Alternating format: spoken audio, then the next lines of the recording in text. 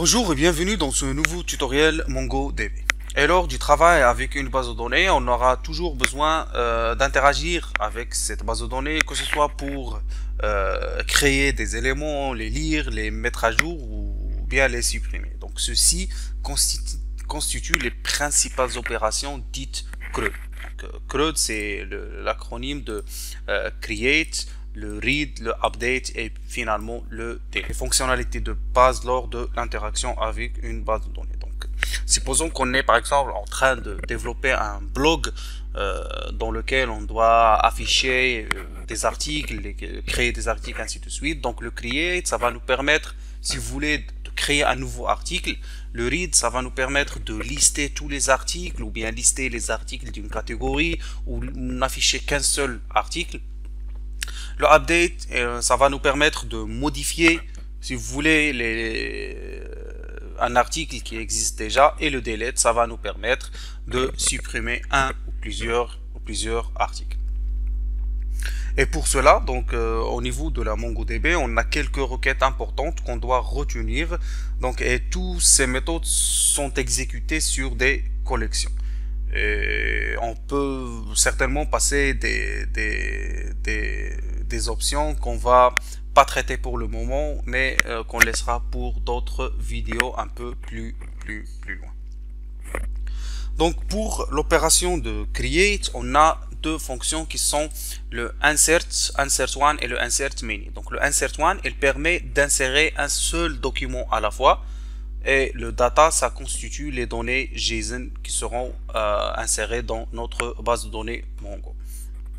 Et le insert many, donc c'est à peu près le même rôle que insert one, mais juste ici on va insérer plusieurs documents à la fois. Au lieu d'insérer par exemple qu'une seule ligne, on va insérer plusieurs lignes à la fois. Donc si on est en train de parler SGBDR, mais au niveau de MongoDB, ça va nous permettre d'insérer un tableau de documents. Donc ici on aura, je vais essayer, donc ça compte pas. Donc on aura un tableau de données. Donc ça constitue le premier document. Donc on le ferme, ça c'est le deuxième, ainsi de suite on le ferme, ainsi de suite on ferme notre tableau. Donc ça constitue un insert many de plusieurs documents.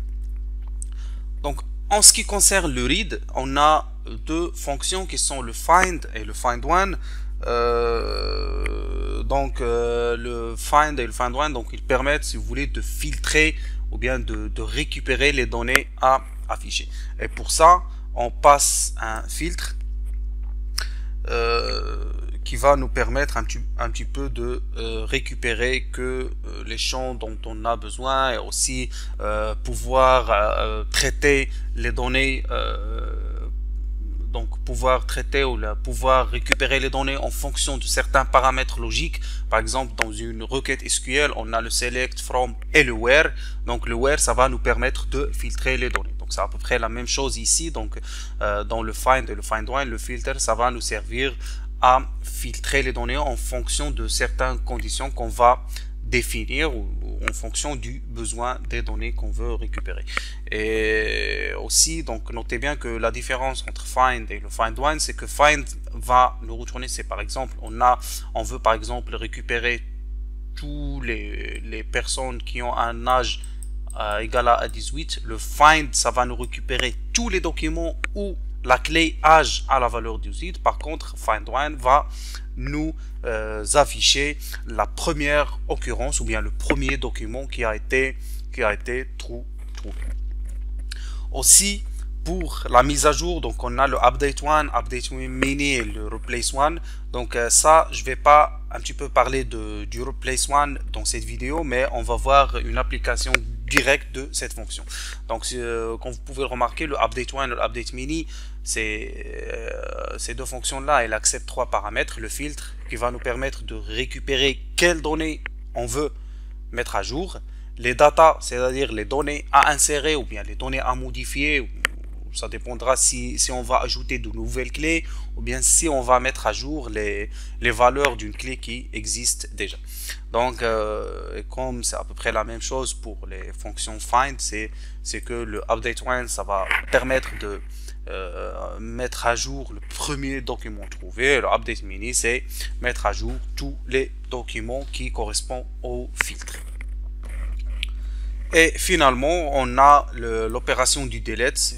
On a le delete one, et ici c'est pas le update mini, mais c'est plutôt delete mini. Donc je m'excuse un petit peu pour la faute. Donc le delete one, donc on a besoin d'appliquer un filtre pour pouvoir dire quelles données on veut supprimer. Et le delete mini, donc ça va supprimer la première occurrence ou bien le premier document qui a été trouvé. Et le delete mini, ça va nous permettre de supprimer tous les documents qui correspondent au filtre. Pour le data, on n'a pas vraiment besoin de passer des data, puisque on veut supprimer les clés ainsi que leur valeur. Donc juste le filtre pourra suffire. Et notez bien que ici le filtre, ça correspond toujours à la clause where dans une requête SQL que vous connaissez. Donc where, ça permet, bien ça nous permet de filtrer les champs ou bien les valeurs qui sont insérées dans une table en fonction du besoin. Donc le filtre, ça après ça joue le même rôle. Eh ben, je vous dis merci et à la prochaine vidéo.